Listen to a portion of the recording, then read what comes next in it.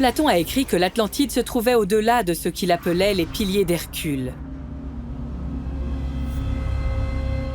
Pour les Grecs de l'Antiquité, ces piliers constituaient l'étroit canal entre la mer Méditerranée et l'océan Atlantique. Si on regarde au-delà de ces piliers dans l'Atlantique, que trouve-t-on? Eh bien, il y a un chapelet de 7 îles volcaniques connues sous le nom de Canaries, vers lesquelles je me dirige maintenant. Et c'est pas seulement l'emplacement ou le fait qu'elles soient volcaniques. Il y a aussi des preuves d'un peuple étrange qui a vécu ici.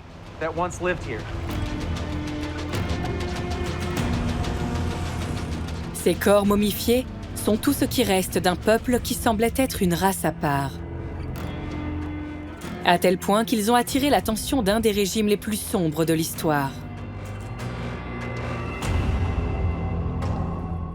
S'agit-il des visages perdus de l'Atlantide ?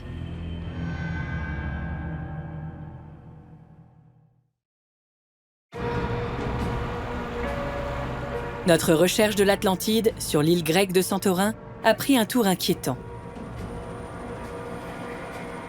Platon a écrit que la cité perdue se trouvait au-delà de ce qu'il appelle les piliers d'Hercule. Pour les Grecs de l'Antiquité, ces piliers étaient l'étroit détroit de Gibraltar, à l'extrémité occidentale de la Méditerranée. Une théorie rivale dit qu'un chapelet de 7 îles, par ici, constitue les vestiges de l'Atlantide.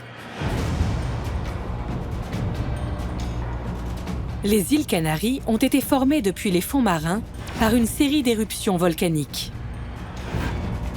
C'est un paysage spectaculaire, marqué par des coulées de lave et des cratères.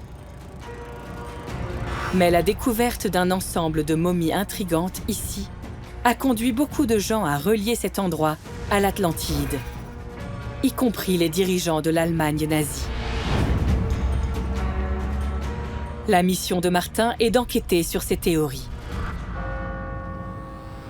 L'un des premiers à établir un lien entre les Canaries et l'Atlantide est l'homme qui a également dessiné la toute première carte de l'Atlantide, un prêtre allemand appelé Kircher. Il a placé l'île de l'Atlantide juste ici, au milieu de l'océan Atlantique. En regardant cette carte, il l'a dessinée à l'envers, ce qui est rare, mais sa théorie est que l'île originelle de l'Atlantide a coulé, et tout ce qui restait au-dessus de la mer était le sommet des plus hautes montagnes. Les îles Canaries font partie de ces sommets. Puis arrive cet Américain, un membre du Congrès du nom de Donnelly. Il a écrit un livre en 1882 qui a été extrêmement populaire. Il a avancé la théorie selon laquelle la dorsale médio-atlantique récemment découverte était en fait l'île submergée de l'Atlantide et que les Canaries faisaient partie de leur empire.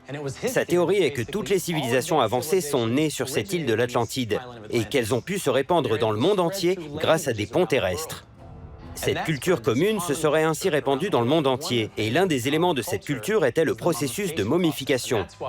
C'est pourquoi on voit ces momies dans les îles Canaries. Et on voit la même chose au Pérou, et on voit quelque chose de très similaire en Égypte. Puis arrive le XXe siècle. Himmler était à la tête des SS nazis.